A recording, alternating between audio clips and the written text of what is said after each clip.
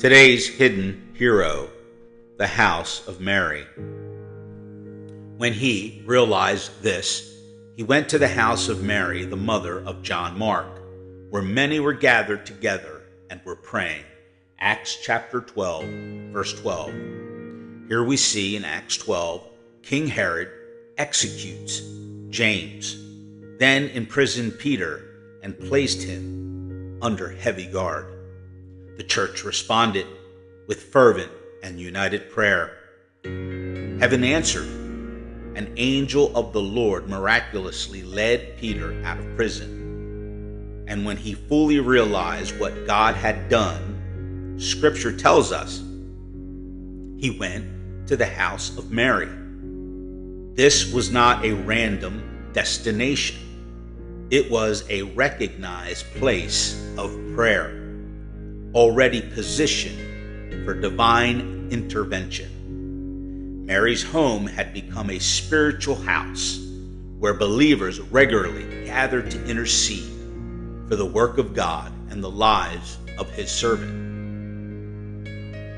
Mary stands as a hidden hero of the early church.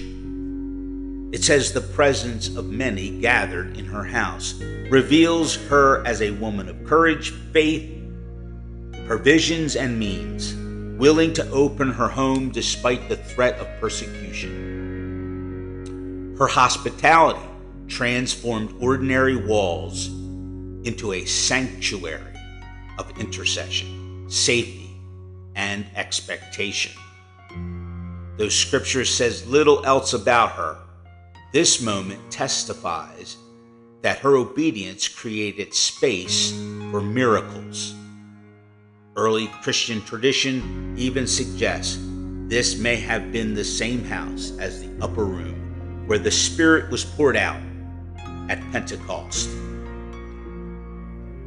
reminding us that some of God's greatest movements are birthed not on public platforms, but in a surrendered home. It is no coincidence that when Peter was miraculously delivered, this was the house he went to, the place where prayer was already ascending and faith was already alive.